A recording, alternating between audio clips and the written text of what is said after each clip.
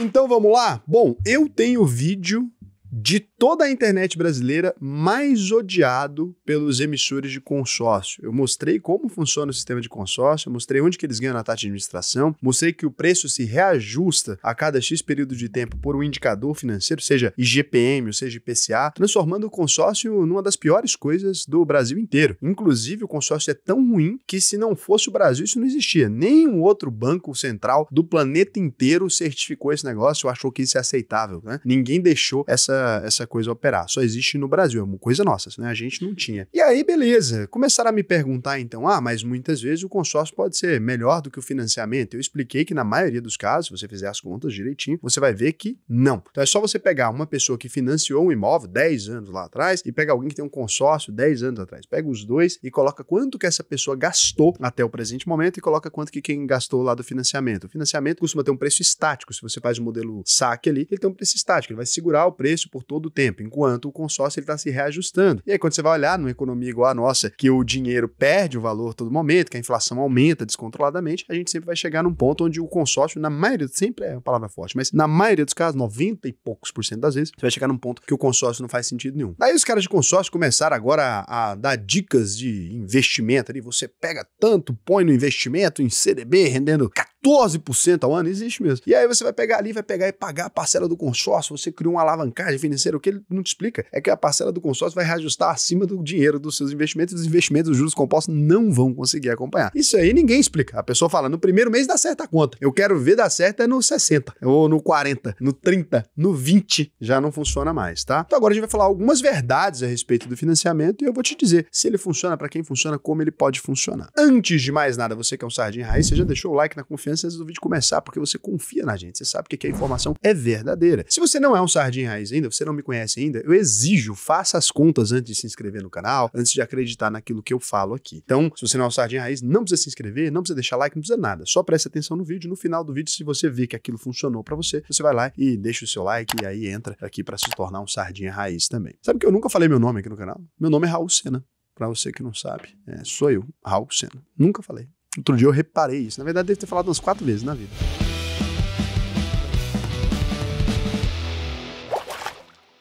Então, vocês devem ter reparado aí que eu, falei ao longo do vídeo inteiro FGC, Fundo Garantidor de Crédito, e não FGTS, Fundo de Garantia por Tempo de Serviço. Eu errei, meus senhores. Então, me desculpa, toda vez que vocês ouvirem FGC, eu tô querendo dizer FGTS.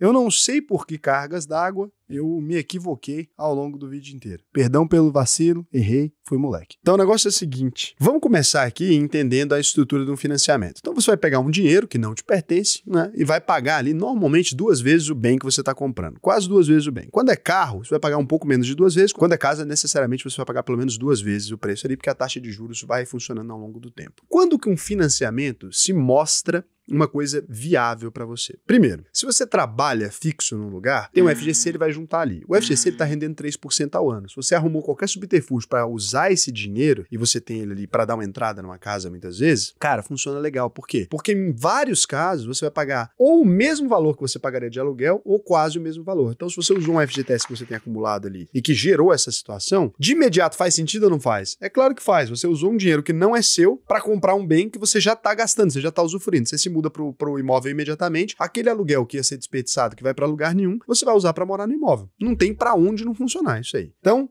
nesse caso, nesse aspecto é 100% funcional. Agora, vamos supor que seu caso é diferente. Você é um trabalhador, mas ainda não tem no FGC todo o dinheiro que você precisaria para dar de entrada. Você gasta um valor legal de aluguel, mas você precisaria juntar um dinheiro para dar uma entrada, para poder começar a pagar uma parcela e que muitas vezes essa parcela não vai ser do mesmo tamanho que você estava pagando de aluguel, vai ser mais cara no começo, claro que no final a tabela saque, né, ela vai se reduzindo, ou na tabela price fica do mesmo preço, quando compensa cada uma. Só para simplificar para vocês também, esse primeiro raciocínio a tabela saque é melhor se você vai pagar no prazo específico ali. A tabela price, muitas vezes, ela pode ser mais útil se você vai antecipar, tá? Se você vai antecipar ali, você vai ter uma taxa de juros melhor. Então, no caso do FGC, quando você tem ali esse saldo que vai ficar o mesmo preço, já começa a compensar. E aí você vai vir com uma segunda questão. Raul, eu faço um financiamento, se eu quiser fazer, dentro da tabela price ou a minha simulação, ou dentro do sistema de amortização constante, que é o SAC, o sistema mais utilizado no Brasil, que a parcela é decrescente, né? Então, na tabela price, quando quando você vai pegar ela ali, você vai ter a mesma parcela. Se é 2.200, é 2.200 do começo ao fim. Na tabela saque, pode ser que comece com 3.000 e vai chegar lá no final, vai estar 300, 400 reais, né? Então você consegue antecipar aquelas últimas parcelas muito mais rápido. A grande questão é, o saldo devedor é o que interfere no preço da tabela price. Se você antecipa ali, você conseguiria mexer nas parcelas por conta do saldo devedor ali. Se você vai financiar num prazo muito curto,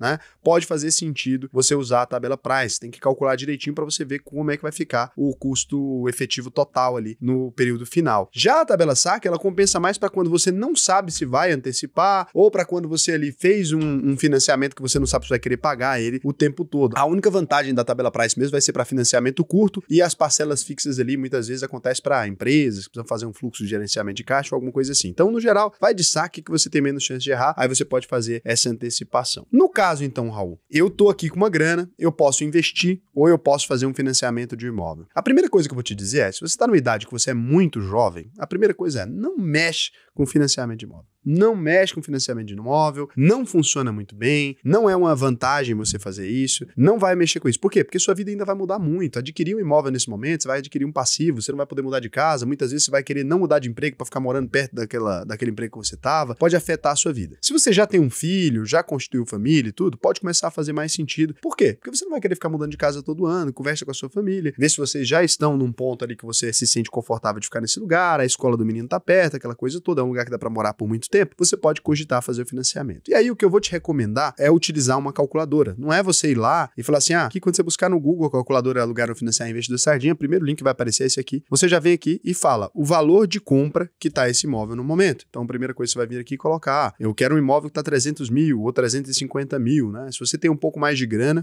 muitas vezes o financiamento, ele até acaba compensando, os imóveis de luxo estão se valorizando com determinada frequência, mas aí tem que ver. Quanto que é o aluguel desse imóvel? Pega o imóvel real, não sai fazendo simulação com base em nada, né? No Brasil, se a gente fosse colocar, é 0,5 em média. Mas aí a sua região vai fazer isso, o número parecer uma piada, porque muitas vezes, numa região muito turística, esse preço pode ser muito mais alto, numa região que não tem tanta gente alugando imóveis, esse preço pode ser muito mais baixo. Então aqui ficaria uns R$1.500 para morar lá. Valorização média do imóvel, mesma coisa. Pega algumas pessoas que você conhece que compraram imóveis aí nos últimos 10 anos, pega quanto que essa pessoa pagou no imóvel, pega quanto que esse imóvel está hoje e tira o resultado aí. Na média brasileira, a gente tem aqui de 3 a 5% de valorização ao ano. Raul, nossa, então a valorização do imóvel muitas vezes não corrige nem a inflação. No Brasil ele corrige em média a inflação do período. Agora, tem lugares que não. Você está num boom econômico. Por exemplo, o estado de Goiás, né, onde eu me encontro no momento, foi um dos estados que mais recebeu pessoas novas. Então a gente recebeu gente do Brasil inteiro. O preço dos imóveis aqui saltou de tal maneira que não faz nem sentido. Duplicou, né, em alguns lugares. Tem condomínios aqui que triplicaram o valor dos lotes ali em um prazo de 4 anos, né? Eu já mostrei para vocês, eu comprei um lote aqui num condomínio, eu devo ter pago no lote menos de R$100 mil,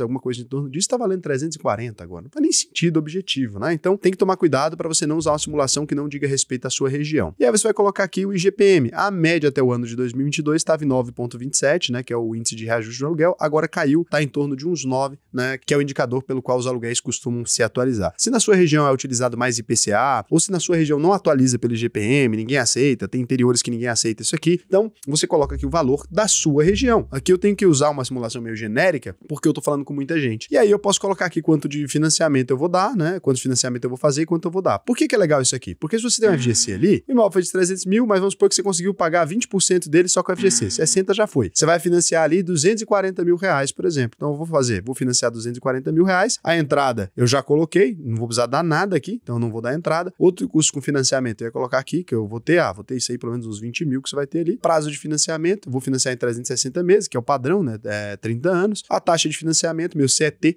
médio aí tá em 9%. Raul, eu sou classe média baixa, tem uma linha do governo, ficou 7. Raul, eu sou rico, me pediram mais juro. Então, vai acontecer aqui, vai ter diferentes preços aqui. A entrada aqui também, no geral, a maioria de vocês vai ter. Mas, por exemplo, simulando com essa situação, que alguém não teve entrada nem nada, financiar e investir acabou fazendo mais sentido. Se a pessoa financiar e investir, ela vai ter 6.566 de patrimônio depois de 30 anos, incluindo o preço do imóvel. Se ela não financiou, né, e alugou e investiu, ela vai ter 2.899 992 mil. Então, com a rentabilidade aqui que está de 13,25 em média ao ano, né? Quando você vai olhar isso na conta, você vai entender aqui por quê. Por quê? Porque essa pessoa, financiando, ela não aportou nada no começo. Quem não financiou aqui pôde ir aportando 2.995, né? Os aportes alugando ficaram menores aqui, porque o cara tem que pagar um aluguel. O aluguel aqui, então, custa 1.500 de quem não financiou, ele tem que pagar o aluguel. Quem financiou tem que pagar a prestação da casa, então tá pagando ali 2.900. Aos poucos, o aluguel vai subindo de preço e a prestação vai baixando de preço, né? E por isso, quem tá financiando vai investir cada vez menos até parar de investir ali por volta do mês 94, porque a gente tem que considerar que os dois têm a mesma quantidade de dinheiro. Se um cara tem dinheiro para pagar o aluguel, o outro tem que ter dinheiro para pagar a prestação. Se o cara tem dinheiro para pagar a prestação, o outro tem que ter dinheiro para pagar aluguel, porque a gente precisa combinar a sua vida, né? Se não for o seu caso, significa que o financiamento não seria possível para você, e se não for o seu caso do aluguel, seria que o aluguel não seria possível para você, se deve morar de favor. E aí tá indo aí, subindo, até lá você chega aqui e vai ver o número. Então, isso aqui, essa calculadora foi bem projetada para isso. Então, se a gente considerasse a entrada aqui, então o resultado alugando e investido subiria, né? 4.276.000 aqui. Então, essa calculadora, ela pode te ajudar a definir se é legal financiar um imóvel ou não. Raul,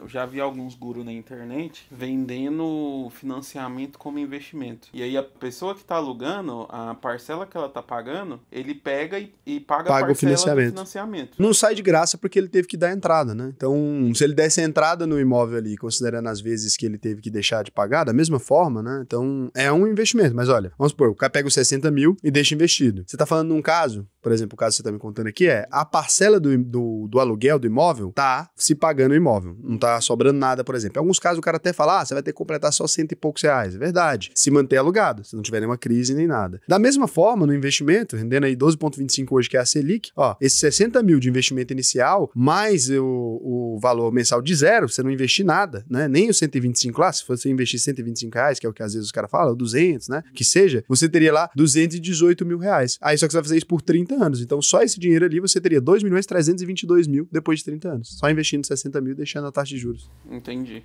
Então não é de graça. Você está imobilizando aquele capital que não pode estar investido. Poderia estar investindo. Poderia estar investindo. Você tem que fazer essa conta para saber. Em alguns casos pode fazer muito sentido. Dependendo da região, é o que eu falei. Se a região tiver uma valorização legal, você está comprando um imóvel ali, pode fazer sentido. Ou como diversificação.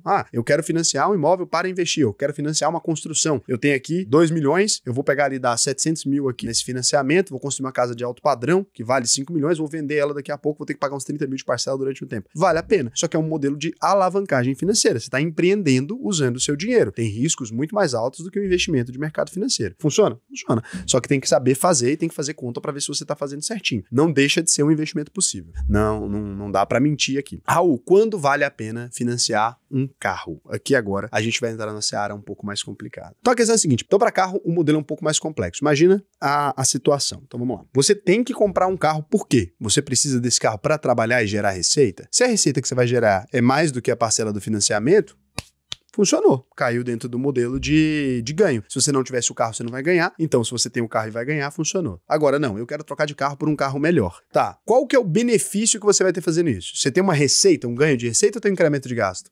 Incremento de gasto. Já não funcionou. É uma ideia estúpida fazer esse financiamento. Mas eu quero.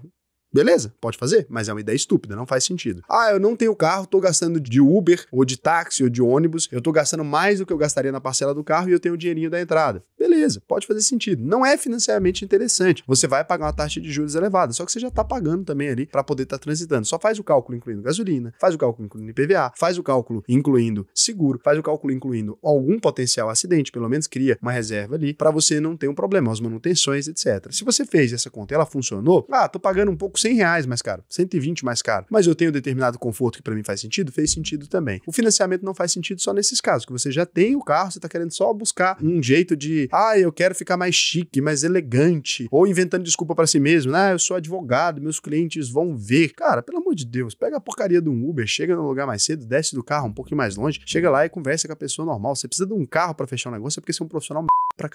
Exceção se você trabalha no mercado onde isso é muito, mas muito necessário. Sou um advogado de ultra luxo, meus clientes têm uma sede que eles ficam vendo o carro de quem estaciona na porta, e aí isso faz toda a diferença, beleza, né? Só toma cuidado para não se enganar. Muitas vezes você pode comprar um carro muito mais caro do que precisaria. Compra um carro de executivo sério, funciona melhor, tá? Paga um amigo seu para vestir de motorista, você chega até mais embaçado ali, ó. Então colocou aqui um carro mais normal, todo preto, e um cara dirigindo, você chegou de motorista, teoricamente, você ficou até mais chique do que se você tiver um carro muito caro. Então tem várias formas de você gerar isso, tá? Lembrando que dinheiro não aceita desaforo. Se você tá cometendo desaforo desaforos com o seu dinheiro aí, vai acabar. Antes de que isso aconteça, eu te recomendo ir lá acessar alvp.com.br, clica no botão Faça sua análise de perfil, responde pra mim como é que tá a sua vida financeira. Não adianta você fazer isso aqui se você ali ganha um salário mínimo, né? E hoje em dia eu consigo investir R$100 por mês, porque eu ganho muito pouquinho, tem família pra sustentar e tal. Não funciona. O que funciona? Se você ganha mais de R$4.000 por mês aí, tem menos de 2 filhos, né? E tá conseguindo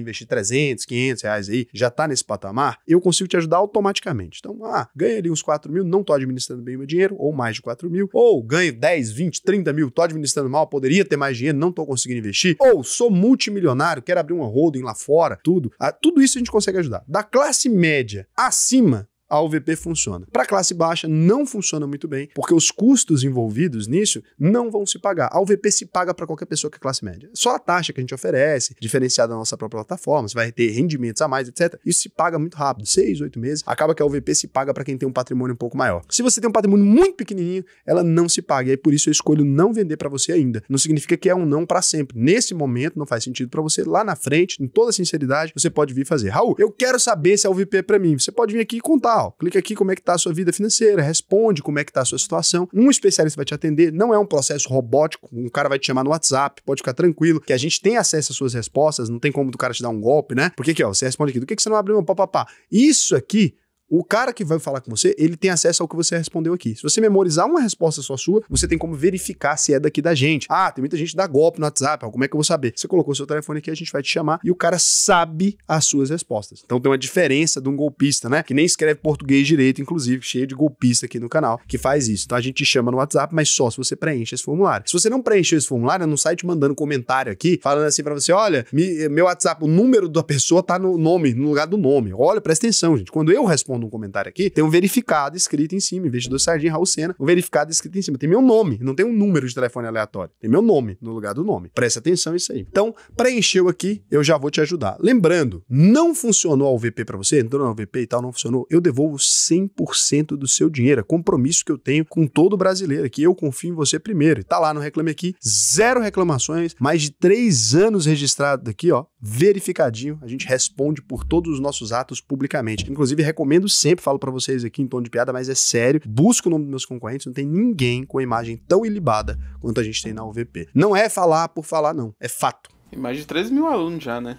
Mais de 13 mil alunos nesses 4 anos aí de AlvP. Agora eu vou ver se tem alguma pergunta de vocês aqui. Então, Rafa Hardt, há 17 horas, fez uma pergunta séria sobre a teoria do bêbado que gira a economia. Era uma piada, não é uma teoria do bêbado, né? Você sempre diz nos seus vídeos que tem viés liberal. É fato. E o argumento do bêbado girar a economia é keynesiano, no último. Fiquei sem entender. Você é liberal ou gosta de um Keynes? Estava fazendo uma piada, o Rafa. Não, pelo amor de Deus, cara. A piada do bêbado, né? Girando a economia. Mas ela não é keynesiana, não. Ela é uma teoria que não tem a ver com a matriz econômica em si, né? Ela estava falando sobre o consumo de um bêbado. Para quem não sabe, no Giro da Bolsa eu fiz uma piada brincando que o bêbado gira a economia. Ela estava falando sobre o consumo do bêbado, não sobre a injeção de capital do governo na economia. Não tem nada a ver com isso. É uma injeção de capital do consumo. Nenhum liberal é contra o consumo, não. O consumo, para um liberal, é tudo que interessa. Você tá viajando, Rafa. Não é keynesiana, não. Diego Machado, 1660. Pergunta, qual o real objetivo de privatizar serviços básicos como energia e saneamento básico, considerando que o Estado investiu dinheiro público na infraestrutura dessas empresas durante décadas e não há concorrência nesse tipo de serviço? Bom, o legal da privatização